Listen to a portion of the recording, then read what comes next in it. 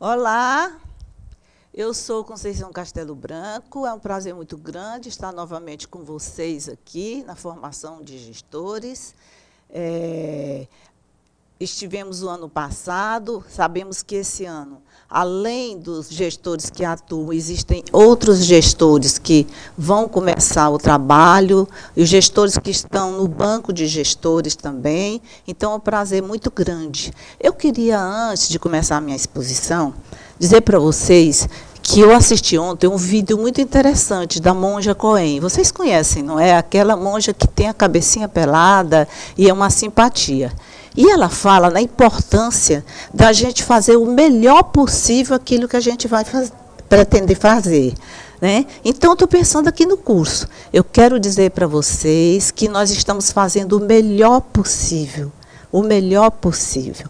Porque as chuvas atrapalham, tem problema de comunicação, mas depois vocês vão ter oportunidade, né, de ver e ouvir tudo que a gente está falando, caso não seja possível, nesse momento, estar acompanhando muito bem. Então, eu vou fazer o melhor possível para vocês. Nós vamos falar sobre planejamento estratégico. É esse o nosso tema.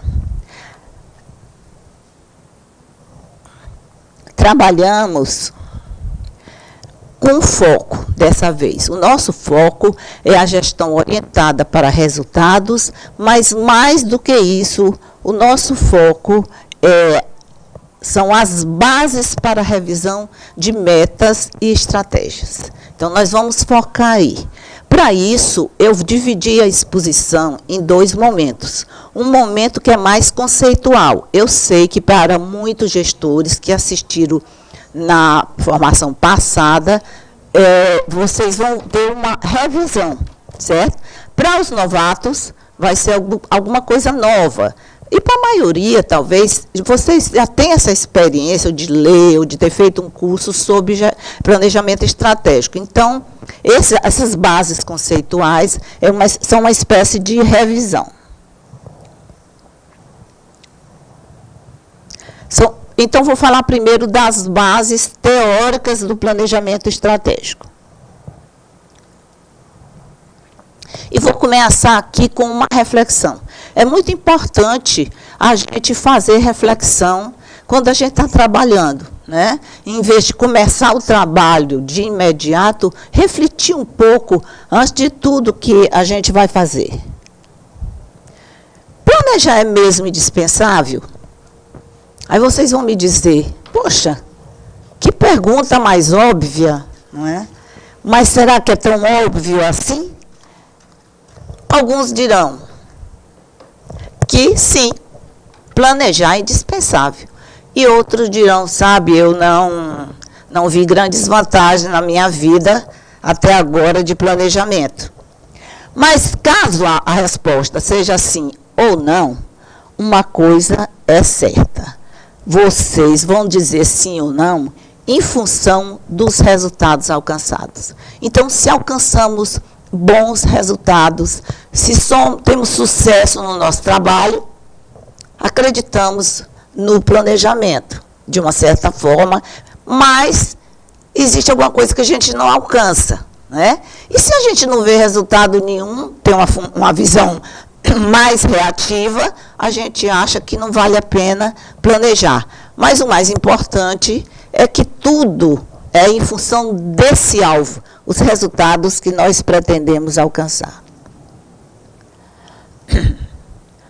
Mas o que acontece quando a gente não planeja? O gestor que não planeja é o gestor bombeiro. O que o gestor bombeiro faz? Apaga fogo, não é? Toda hora aparece um problema e ele tem que resolver esse problema, não é isso? E para resolver esse problema, ele tem que ter uma ação imediata. Então, muitas vezes, ele não tem condição de pensar melhor sobre o que ele a estratégia que ele vai utilizar. E ele tem uma postura imediatista e reativa. Ou seja, age quase assim, né, por impulso, com base na prática que ele já tem, né? E não pensa bem se aquela ação que ele vai promover com alguém mais da escola vai ter um resultado positivo. Mas também acontece que planejar de qualquer forma não basta. Por quê? Por que planejar de qualquer forma não basta? Porque, gente, a gente começa uma reunião de planejamento, aí o que a gente faz? Um vem com o problema, né? Um vem com determinado problema, outro vem com outro problema, e a gente começa, pois vamos colocar isso no planejamento. Ou não concordo que coloque, vamos colocar outra coisa. Não, mas esse aqui é mais importante. Enfim, a gente começa a elencar, né? E coloca no papel. E aí vai trabalhar, depois começa o trabalho e o planejamento fica lá esquecido, né? No próximo planejamento, a gente vai ver que não conseguiu nem chegar perto da resolução daqueles problemas que nós levantamos no planejamento inicial. Então, o que é necessário? É necessário saber analisar os problemas no contexto onde eles se situam. É necessário identificar evidências concretas, né, que caracterizam o problema. É necessário tomar decisões criteriosas. É necessário ter o foco, ter um método. O planejamento tem que ter um método e escolher racionalmente as alternativas de ação com vistas a estabelecer as prioridades. Então, é necessário planejar. Mas se planejar é um sinônimo de conduzir conscientemente o nosso trabalho, não existe alternativa para o planejamento. Ou nós planejamos, ou então somos escravos do planejamento, não é verdade? Então, negar o planejamento é negar, né, a possibilidade de escolher um futuro mais positivo. É negar também, né, que a gente pode organizar melhor o trabalho, não é? Deixar-se governar pela contingência, pelas circunstâncias, né, por interesses de outras pessoas. Aí o que acontece? Nós nos tornamos tarefeiros, né? Somos tarefeiros e fazemos o que os outros pensam por nós. Isso não é bom para quem quer conquistar autonomia, nem para o gestor e nem muito menos para os professores, coordenadores e todo o pessoal que compõe a equipe escolar. Então, gente, a gente tem que pensar realmente em planejar estrategicamente. Então, planejar é necessário, mas é preciso fazê-lo de forma estratégica. Então, partir para o planejamento estratégico, a gente precisa também pensar um pouco sobre o que é o planejamento estratégico. Afinal de contas, em que ele se diferencia do planejamento tradicional e o planejamento participativo, né? Algumas pessoas falam que estão planejando estrategicamente, mas, na verdade, ainda estão presas ao planejamento tradicional. Então, existe diferença entre eles? Existe sim. E vamos ver aqui algumas delas. Não antes de ver o conceito de planejamento estratégico. Então, apresentei 2 conceitos de planejamento estratégico, vocês podem ler. Um é do Peter Drucker e outro é Eloísa Luque, que é uma das principais estudiosas em gestão pedagógica, em todas as dimensões da gestão escolar. Né? É uma professora, né? Tem PhD em educação, em gestão, e o Drucker, que é um economista, né? Que deu uma contribuição muito importante, era um estudioso em gestão e negócios, e ele trabalhou mais essa questão em função das empresas, e a Eloísa mais em função da educação.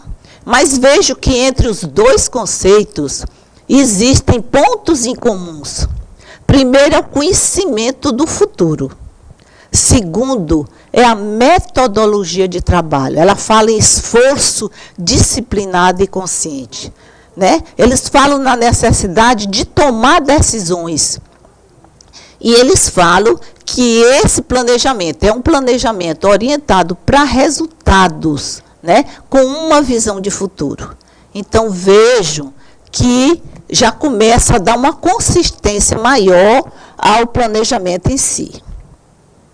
Então, aqui nós temos as características que diferenciam mais o planejamento tradicional do estratégico e do participativo.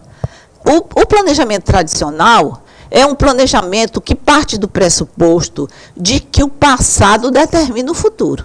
Então, como sempre a gente teve esses problemas, já vamos colocar no planejamento isso ou aquilo. Ele é rígido, é estrutural, a gente pensa mais em como fazer, né? Ele é formal. E também não se adapta bem às mudanças. O planejamento estratégico já é bem diferente. O planejamento estratégico, ele é mais disciplinado, ele é instrumental, ele considera diferentes olhares da realidade, né? Ele estabelece os resultados que ele quer alcançar. E o planejamento participativo, o foco do planejamento participativo é que as pessoas da escola como um todo, todos os atores sociais estejam presentes e contribuam para o planejamento. Então, ele pensa mais na visão política.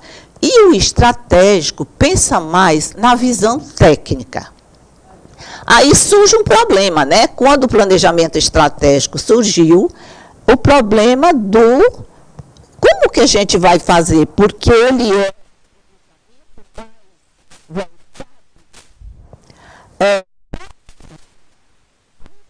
pensando, poxa, e esse planejamento? A gente pode adotar mesmo na escola? Se ele começou na década de 60 com empresários que tinham produtos definidos, que queriam lucro, será que dá certo casar esse planejamento com a gestão democrática da escola? Ele é compatível com isso? É uma questão. Isso foi questionado e refutado. Muitos estudiosos, o que é que eles disseram? Defenderam o planejamento participativo e outros defenderam o estratégico. Tem N livros achando que um é melhor do que o outro. Mas o que que acontece?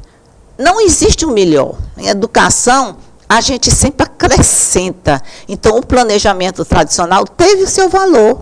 O planejamento estratégico também, e ele foi mudando com o tempo.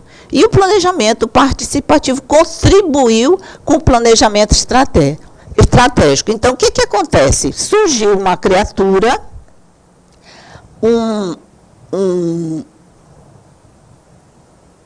sujeito chamado Carlos Matos, que é um economista, que deu uma contribuição muito grande a essa polêmica do planejamento estratégico. Ele propôs o planejamento estratégico situacional, que é a visão estratégica somada à visão política. Por que que eu não posso planejar estrategicamente e de uma forma política? Não é? No sentido de que os atores sociais participem, né, mais efetivamente desse planejamento.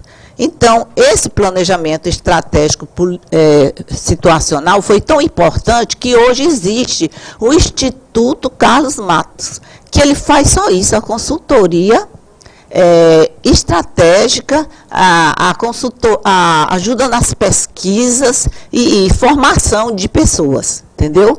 Então, vamos ver.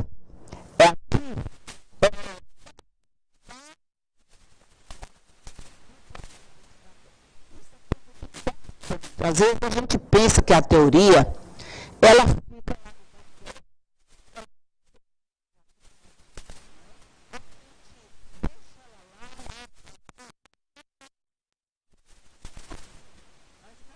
assim. A gente precisa ter o embasamento das concepções. Elas são importantes para a revisão da prática. E a nossa prática retoma esses conceitos e vai aperfeiçoando esses conceitos. Então, eu vou trazer para vocês a...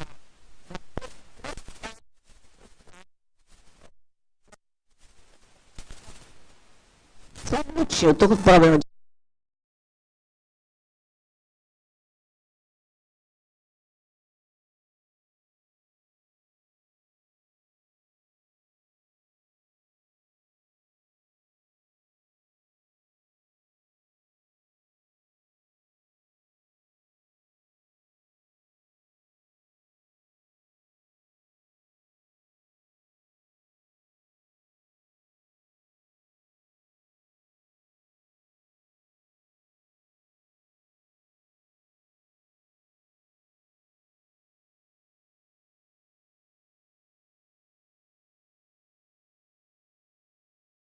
Então, uma pequena interrupção por conta da tecnologia, né? Às vezes o microfone aqui não funciona. Então, eu falava da importância dessas bases conceituais do planejamento estratégico, porque essas concepções, elas fundamentam a nossa prática. E depois a nossa prática faz a gente retomar essas concepções e aperfeiçoá-las. Então, as bases conceituais do planejamento estratégico, elas são de 3 naturezas, e a gente pode aqui denominar. Primeiro, o ator social. O planejamento estratégico, ele considera a personalidade que planeja, a organização que planeja e que o agrupamento que produz, né, fatos. Então, aquela pessoa que atua na sociedade. O segundo elemento é o elemento da situação. A situação é o espaço social onde os atores, né, atuam. Porque ninguém planeja isolado. Veja que é uma característica do planejamento formal, é ficar dentro do gabinete. Né? Outra coisa é você ter o olhar, né, do contexto. Então, por quê? Porque você é um ser social, você traz do contexto tudo, suas crenças, seus valores, seus princípios, né, sua prática, enfim. Né? Somos atores sociais que atuamos no espaço social, ou seja, coletivamente com outras pessoas. E ai de nós se não fosse assim. Não é? Então, o terceiro elemento é a forma de produzir e reproduzir de uma sociedade historicamente situada no tempo. É a produção social, quer dizer, quando você vai atuar num contexto, vai planejar, você tem que considerar o que já foi produzido socialmente sobre o trabalho. Por isso que é importante a fundamentação, certo? Ela é de extrema importância. Essas são as bases conceituais do planejamento estratégico. Desculpe, eu dei uma errada aqui. Vamos ver se ele vai para frente agora. Bem, quais são as premissas do planejamento estratégico situacional? Primeiro, que o planejamento é um processo técnico que requer conhecimento e político que requer a mobilização das vontades. Quer dizer, é importante que todo mundo queira planejar. A segunda premissa é que não tem dicotomia, separação entre pensar e agir. Quer dizer, não tem pessoas especializadas em planejar e outras em executar. Se a gente faz essa diferença, né, isso é um pouco comum, porque a gente tem uma cultura que ainda não é muito descentralizada, né, em termos educacionais. A gente está fazendo um trabalho nesse sentido. O planejamento estratégico é uma forma.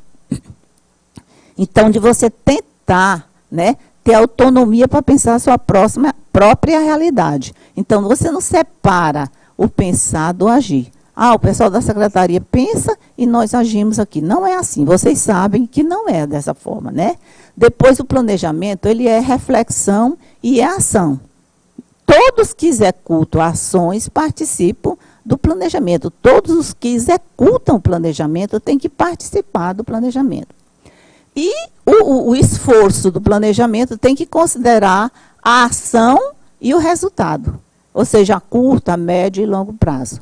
Então, veja aí que são 4 premissas muito importantes quando se trata de planejamento estratégico situacional.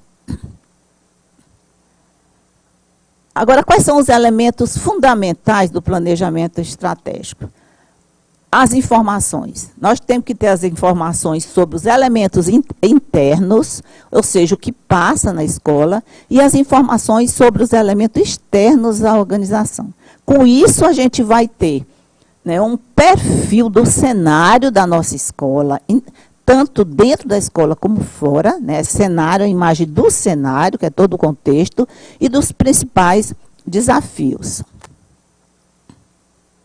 A análise das implicações futuras e globais das decisões atuais e ações locais. Quer dizer, quais são os impactos, quais são as repercussões a curto, médio e longo prazo. A exploração de alternativas de ação.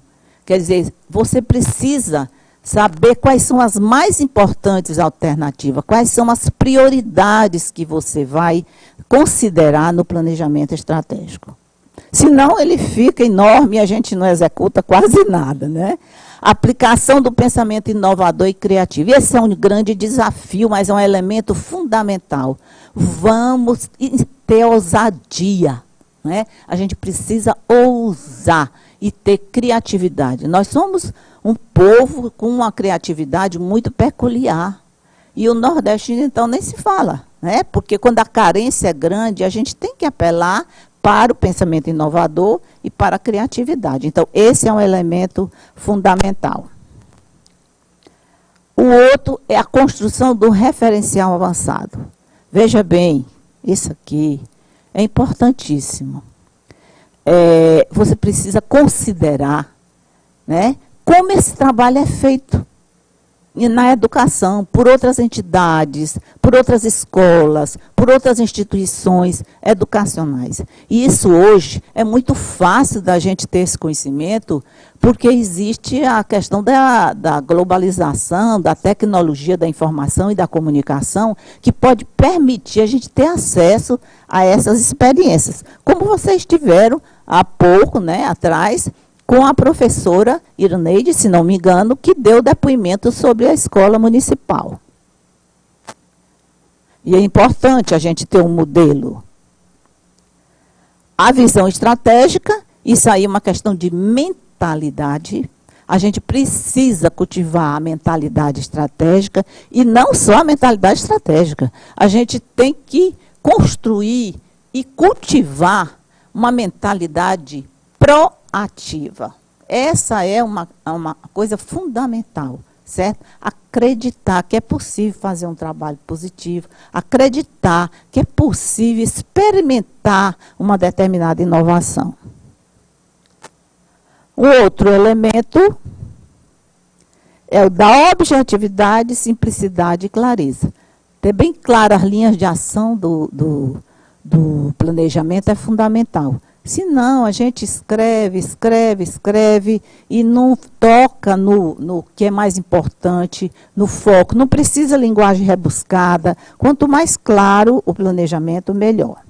E, finalmente, e de grande importância, a orientação para os resultados e a responsabilidade social, que aí que eu coloco, não é que as outras escolas de outro nível, outra esfera administrativa, eu quero dizer, as particulares, né, e outras escolas, não tenha essa responsabilidade social. Mas quando eu penso em escola pública, e quando a gente pensa no domínio público, pensa no bem comum. Então, pesa esse critério da responsabilidade. Nós vamos ver bem por que isso aí.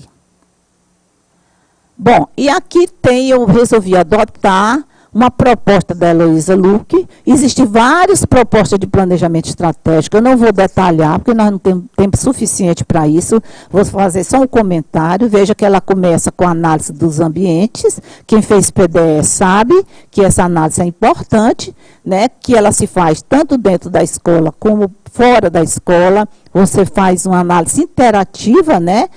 Para poder dimensionar o que é mais importante colocar no planejamento. Aqui, vejam aqui esse outro gráfico, que a gente usa essa avaliação fofa, né? Quando você faz essa análise interna ou externa, você tem que considerar as forças, as fraquezas, as oportunidades e as ameaças, né? Quando você considera as forças, você vê como pode enfrentar as ameaças, não é? Quando você considera as fraquezas, você vê como pode aproveitar as oportunidades, não é?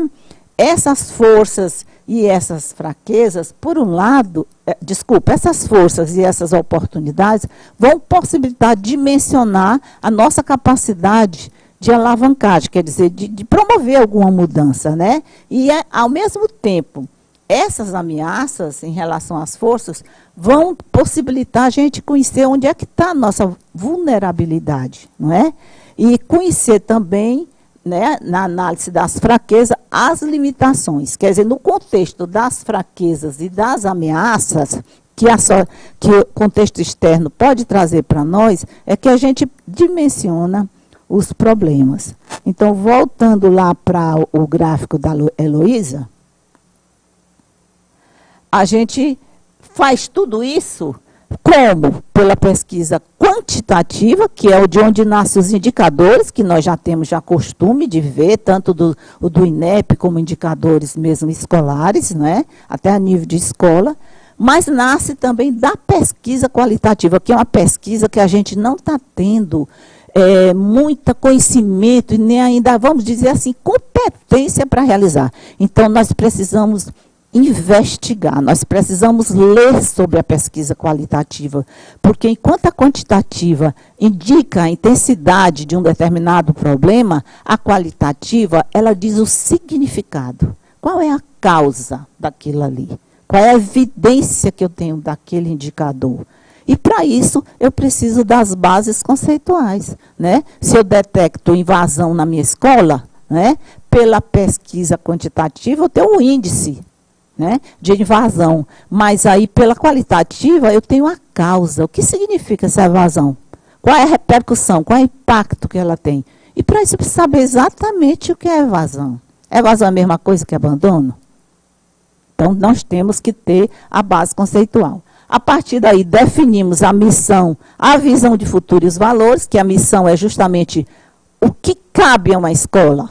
Qualquer que seja a missão, a forma como eu elaborar, naturalmente vai ter ensinar, formar em função de um determinado resultado e de alguma forma, né, como que eu vou fazer isso. Isso aí sempre está implícito. A visão é justamente que tipo de escola nós queremos ser, e os valores são as crenças, os princípios, né, que a gente tem que cultivar como um ambiente educativo, formativo.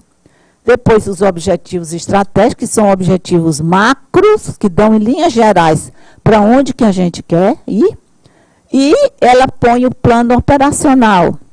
Né, esse plano operacional é aquele que vai detalhar mais, né? Ele vai englobar as metas, as estratégias e para cada meta um plano de ação. É bem detalhado, é bem científico, mas a gente tem que tomar esse referencial e ver como que a gente vai adaptando essa proposta da Heloísa, que ela tem muito a ver com o PDE, que a gente usa na escola. Mas o plano gestor pode analisar melhor isso aí, quando vocês forem elaborar, né? E para que vocês possam ver como que vocês vão fazendo uma adaptação. O importante é que não falte, né, essa análise, essa definição da visão dos futuros, os objetivos e o plano de ação com as metas, né, e as estratégias. Então, aqui temos a fofa que a gente já viu. Agora, vamos falar de dois instrumentos importantíssimos da gestão estratégica. Eu acho que nós ainda não atentamos bem para a importância desses dois instrumentos. A proposta pedagógica, né, e o plano gestor da escola. Eles são importantíssimos, eles são as duas peças fundamentais. Eles são feitos pela metodologia do planejamento estratégico.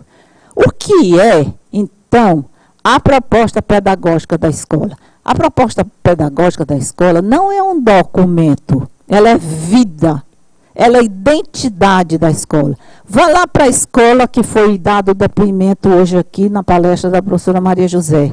Ela tem uma identidade, né? E essa identidade dá o perfil da escola.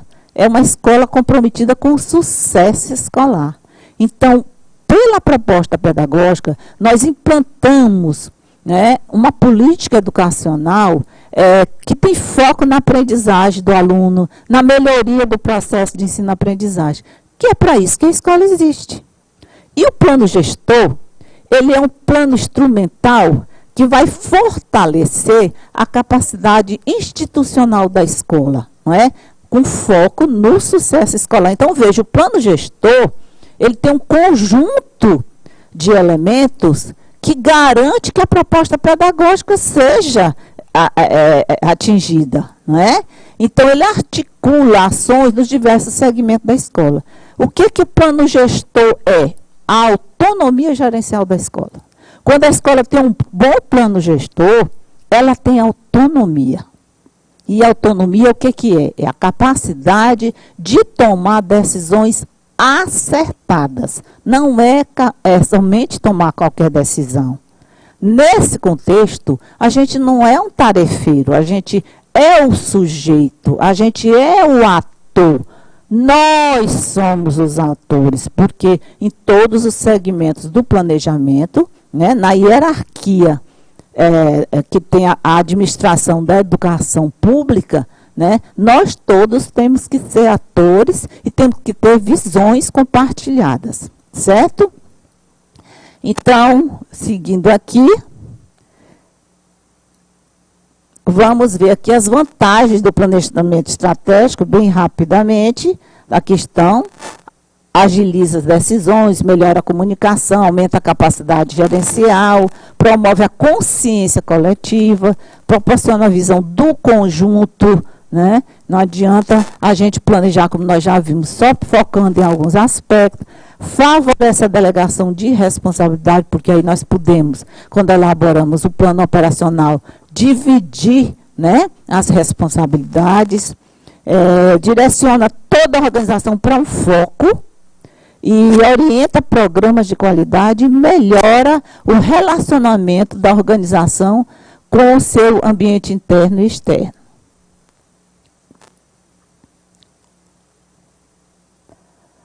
Bom, então encerramos aqui as bases conceituais. Rapidamente passaremos para as processuais e factuais do planejamento estratégico. Por que eu chamei assim? Porque o planejamento ele tem uma dimensão que é a teórica, mas tem uma dimensão metodológica. E é nessa dimensão metodológica que a gente encontra, né, os fatos surgem, os resultados aparecem, não é? Os problemas são analisados. Então, a gente precisa do quê? A gente precisa incorporar a ideia, e aí vem uma outra reflexão, é se ele se conclui, o planejamento estratégico, com a elaboração da proposta pedagógica do plano gestor da escola. Pronto, nós planejamos, não precisamos mais pensar o nosso planejamento. Né? Não é bem assim. Não é bem assim. O planejamento estratégico, ele tem um ciclo. O primeiro momento é o do planejamento propriamente dito. Vamos juntar todo mundo, vamos analisar, vamos ver o que nós definimos como mais importante, mas ele também vai ser executado. E isso é planejamento estratégico. Porque à medida que você executa, você tem que replanejar. Por que você tem que replanejar? Porque você tem que monitorar e avaliar. Então, ainda estamos enfrentando algumas dificuldades em relação ao monitoramento e avaliação. Precisamos um aprofundamento maior nesse aspecto. Entender que o planejamento não existe sem execução, né? Que a execução não existe sem monitoramento e avaliação, e que sem monitoramento e avaliação não tem planejamento novamente, certo? Então, é um ciclo ininterrupto, a gente precisa entender, né, que é contínuo, o planejamento ele é contínuo. Por quê? Eu quero enfatizar justamente a questão do monitoramento e avaliação. Ele é contínuo e quem garante é essa metodologia do monitoramento e da avaliação. O que é o monitoramento? É uma ação contínua de observação pela qual são tornadas públicas informações a respeito do progresso que vai sendo feito para o alcance das metas definidas. Então, a gente vai retomando o que vai conquistando e vai também retomando esses resultados, vendo o que avançou, mas que ainda precisa avançar, ou que não avançou, né? E a avaliação, ela vai possibilitar uma ação periódica. Quando a gente tem um ciclo de monitoramento, a gente tem que ir por ciclo de avaliação, quer dizer, retomar essas informações e dar um valor para esses resultados alcançados, até o momento que você monitorou. Quer dizer, ver o que as ações que estão em andamento, aquelas que não foram realizadas, determinar até que ponto os objetivos estão sendo atingidos e tomar novas decisões, quer dizer, reorientar o planejamento. Então, isso é importante. E isso é um trabalho que tem que ser feito pelos gestores escolares, pelo diretor da escola, pela coordenação pedagógica, pelos conselhos escolares, os colegiados escolares, né? E pelo professor, obviamente, pelos pais também contribuem para esse monitoramento e avaliação. Então, todo o conjunto de atores que atuam no ambiente escolar. Isso tudo, gente, aqui vai formar a base de informações para a revisão das metas e estratégias planejadas. Nós precisamos construir, vejam bem, isso é um desafio. Escola que quer ter sucesso tem que ter a sua base de informações. Ela tem que ter essa base de informações para revisar as metas, para revisar as estratégias, né, para avaliar os resultados, para correlacionar indicadores e variáveis, né, que são identificadas no contexto do monitoramento e da avaliação. Bom, prosseguindo aqui, nós vamos ver quais são os elementos constitutivos dessa base de informação. Um dos elementos, né, que constitui a base da avaliação são as informações sobre as ações estratégicas desenvolvidas. E os outros são as informações sobre os indicadores e evidências. Aqui é muito interessante a gente considerar, né, que existe uma relação, né, entre a ação e os indicadores, né, e que esses elementos constitutivos, no seu conjunto, é que vão dar todas as possibilidades para a revisão do planejamento. Então, veja, nas ações estratégicas, o que eu tenho que monitorar e avaliar? Elas foram efetivas? Ou seja, né, eu consegui realmente produzir resultados positivos? Elas foram as ações mais prioritárias, ou nós colocamos tantas ações que não precisavam, né? Eu articulei uma ação com a outra, porque não adianta andar cada um para um lado. Tem que ter articulação. As ações, elas têm que dialogar entre si. Elas têm coerência, elas estão coerentes com os objetivos e as metas estabelecidas. Ou eu esqueci essas metas e esses objetivos. E elas têm contextualidade. Elas estão adequadas às necessidades da escola. É isso mesmo que a escola precisa. Em relação aos indicadores e às evidências, nós temos os índices educacionais, que nós já estamos mais, né, familiarizados, tem o IDEB, as várias taxas de rendimento, enfim, os vários índices. E nós temos a evidência. Aí, as evidências não são a mesma coisa que os indicadores, ou os índices educacionais. Os índices educacionais não falam por si só. Eles têm que ser interpretados. E mais do que isso, mesmo que eu compare um índice com o outro, digamos, pego o IDEB e compare durante vários anos, eu tenho que buscar as evidências que demonstram que o IDEB não subiu, ou que não subiu o suficiente. E evidência, o que seria, então? Tudo aquilo que prova uma determinada realidade, né? E ela se refere tanto aos processos organizacionais da escola, como aos gerenciais, no âmbito das diferentes dimensões da gestão escolar. Quer dizer, ela é fruto, a evidência, da pesquisa qualitativa. Nós temos que dar um salto e fazer esse diálogo entre a pesquisa quantitativa propriamente dita e a pesquisa qualitativa. E para fazer isso, a gente precisa considerar as várias dimensões. que é isso aqui que a gente tem que se perguntar. Bom, considerando o contexto próprio da escola, o que seria necessário tomar como prioridade para a formulação do planejamento estratégico de 2019? As metas e as estratégias de 2019. Vejo que, para isso, um dado fundamental são os dados que nós já temos, né, dos indicadores. Mas precisamos avançar na questão das evidências. E isso vocês podem fazer. Então, eu trouxe aqui alguns dados que eu gostaria de socializar com vocês. Mas, para isso, eu vou tomar as várias dimensões da gestão escolar. Certo?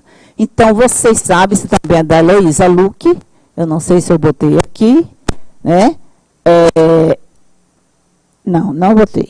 Então, mas é da Heloísa Luque. Então, as várias dimensões são essas: planejamento e organização do trabalho escolar, a gestão do cotidiano escolar, a gestão de pessoas, a gestão pedagógica, a gestão da cultura organizacional e a gestão democrática e a administração pública, considerando, no caso, né, as nossas escolas públicas. Então, gente, eu queria ler, de inicial, a gestão mais importante, no meu ponto de vista, que é a gestão pedagógica. Eu acho que as outras gestões, elas são instrumentais para a gestão pedagógica. Porque a gestão pedagógica, ela tem a ver com a missão da escola.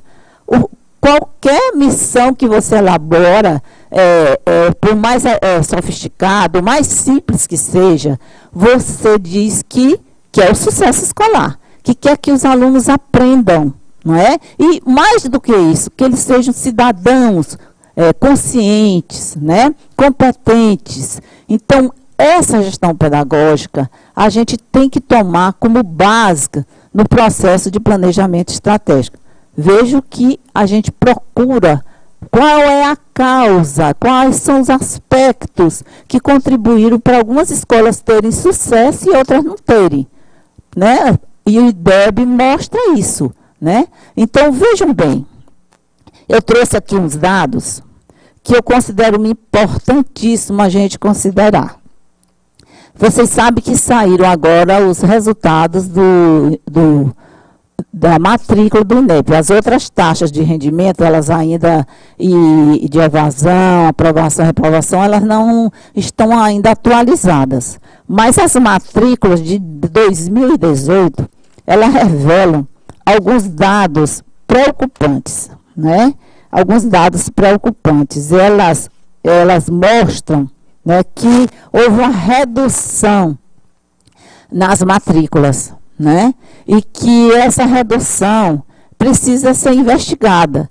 E há estudiosos que analisam, né, que essa redução pode ser causa de retenção escolar, de abandono escolar, pessoas que deixaram a escola, né, crianças ou jovens que deixaram a escola, mas permaneceram às vezes no sistema. Então, ela tem essa explicação, né, não só pela questão demográfica, mas também pela questão da retenção do aluno, da reprovação, da evasão do aluno. Então, a educação especial teve um aumento significativo, né? Mas nós tivemos uma redução, não só em termos de Brasil, mas também de Piauí, uma redução nas matrículas. Eu tinha os dados mais detalhados, mas estou vendo aqui que eu acabei que não trouxe. Mas tudo bem, então é só um comentário geral para a gente ver, né? Que a gente precisa retomar essas matrículas e ver na minha escola está sendo isso, houve redução, em que série houve redução maior? E por que houve essa redução? Eu ofereço educação de jovens e adultos, então essa educação de jovens e adultos cresceu, diminuiu, como é que foi a matrícula? Aí é importante ver da matrícula, um fenômeno que já pode ser avaliado, que é o da distorção idade-série. Então, nós vemos que essa distorção, ela vai aumentando progressivamente, né? Ela vai aumentando à medida que os alunos vão avançando no itinerário curricular dele, né? E que ela acaba tomando um pico bem elevado no ensino médio, né? No final do 9º ano já há uma distorção maior, a gente pode entrar no site do QEDU, que a gente verifica isso aí.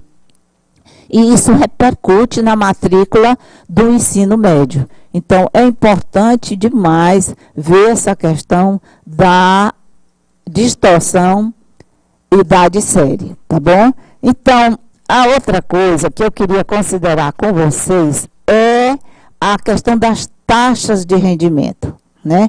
Essa parte da matrícula nós já temos dados de 2018. As taxas de rendimento a gente pode ver pelo de 2017, né, no site do INEP ou de outras instituições, né, os resultados de 2017. Então, nós temos aqui, em 2017, no 3º ano, nós ainda temos retenção de 16,8. Então, veja bem o que aconteceu. Nós criamos o ciclo de alfabetização, para que o ano terminal para essa alfabetização, né, as crianças adquirirem a competência necessária para ler e escrever, seria o 3º ano.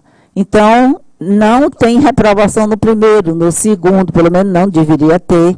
Mas quando chega no 3º ano, aí a criança não vai para frente, né? O que indica isso aí? Por que esse percentual ainda existe? Né? Por que ele está acontecendo no 3º ano? Ah, mas meu aluno ainda não sabe ler, né? Então, nós temos que tomar as evidências disso aí. Por que ele não sabe ler? O que está acontecendo que ele não conseguiu atingir ao final do 3º ano o perfil desejado, né? O perfil estabelecido? O que houve? O problema está no professor? Está na família? Está na escola? Né? Está numa situação mais grave, numa situação mais simples de resolver? A estratégia precisa ser pensada, a estratégia de ação, em função dessa realidade. Aí, ainda na taxa de reprovação, no ensino fundamental, ela sobe para 19%. Quer dizer, no 6º ano do ensino fundamental, certo? Então, de 16,8%, no 3º ano, ela sobe para 19%. Né? Se a gente compara com o Brasil está 14% no 6º ano. Então, quer dizer, o Piauí acompanha, eu percebi pelos índices, a realidade do Brasil como um todo. E a reprovação é uma realidade do Brasil como um todo, né? No 1º ano do ensino médio, ela é 13,6%. E no Brasil, 17,3%. Agora, eu tive vendo publicações sobre evidências escolares. Então, há muitas pesquisas. Tem mais de 50 anos que esse pessoal pesquisa. São pesquisas internacionais que mostram que tem uma cultura de repetência na escola. E vejo que é um contrassenso. A gente colocar na missão da escola que a gente está comprometido com o sucesso escolar e a gente reprova, né? Por exemplo, em 100 alunos, 17 vão reprovados. Pensa isso em termos de muitas escolas, no total de escolas que o município oferece, no total de escolas, soma isso, essa repetência, de 100 em 100. Soma o Brasil todinho. O que significa, né, um índice de 15% aproximadamente em termos de Brasil. Milhões de crianças são reprovadas. Então, eles analisam um fator que dói, que é a cultura da repetência. Esse fator, né, às vezes a gente tem resistência de aceitar, mas nós temos, né, em qualquer esfera administrativa, ele está instalado a cultura da repetência. Quando a gente tem que substituir pela cultura do sucesso. Algumas iniciativas foram tomadas, como a promoção automática, que teve uma rejeição muito grande. inclusive no sul do país, porque a gente passa para o extremo. Ah, então tem que passar a criança de qualquer jeito? Não. Você tem que interagir com a dificuldade dele. As suas alternativas pedagógicas têm que interagir com a dificuldade dela. Né? Não pode, a gente não pode, tem que ultrapassar essa cultura da avaliação conteudista.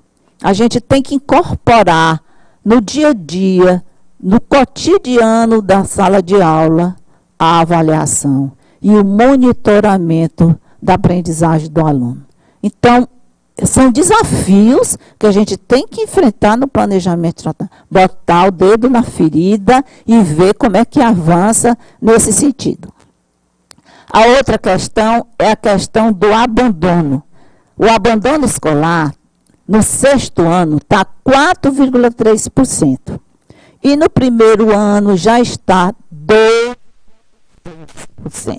Está se aproximando de 13%. Isso aqui eu estou pegando Piauí.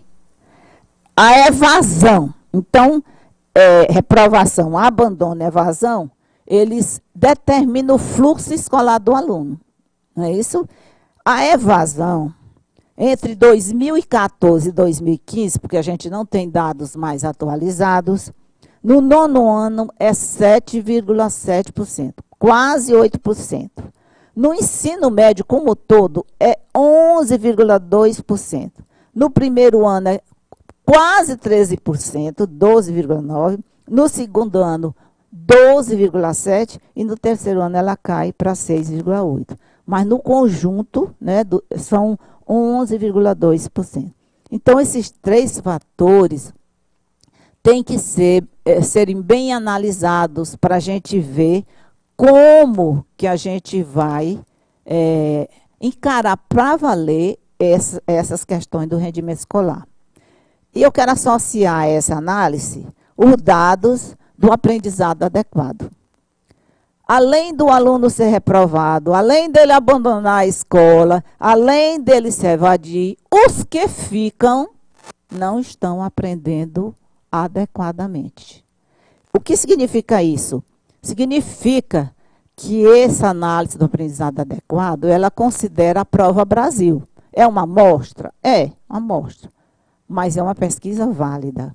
O que ela mostra? Ela chama de aprendizado adequado o aluno que está no nível básico, que é uma aprendizagem insuficiente, e o aluno que tem o proficiente, quer dizer, atingiu, né,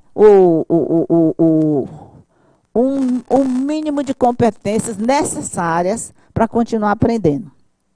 Veja bem, em português, no 5º ano, 42% dos alunos que fizeram a prova Brasil, né, eles em 2017, eles tiveram 42% desses alunos estão com aprendizagem adequada. Só 42%. Não chega nem a 50%, não é? E no 9º ano, 26%. Em português só tem o aprendizado adequado. E eu analisei os dados, assim, o gráfico, a grande maioria está lá no início, no básico, é a grande maioria. Em matemática, a situação é mais complicada ainda. No 5º ano, só 30% adquire aprendizado adequado. E no 9º ano, 12% apenas. Quer dizer, vocês estão vendo como as dificuldades elas vão se acumulando. Então, isso tem a ver com o nosso planejamento. Nós não estamos encarando essa questão de forma suficiente, apesar da boa vontade, né, dos progressos que fizemos, e fizemos muito, nós ainda não estamos encarando suficientemente, não estamos buscando as evidências necessárias, porque as evidências vão trazer as diretrizes e as orientações para novo planejamento. No Brasil, é uma tendência geral, não é só do Piauí. O Brasil também tem índices baixos de aprendizagem adequada. Então, nós estamos reprovando muitos alunos E os que estão ficando não estão aprendendo adequadamente. Eu não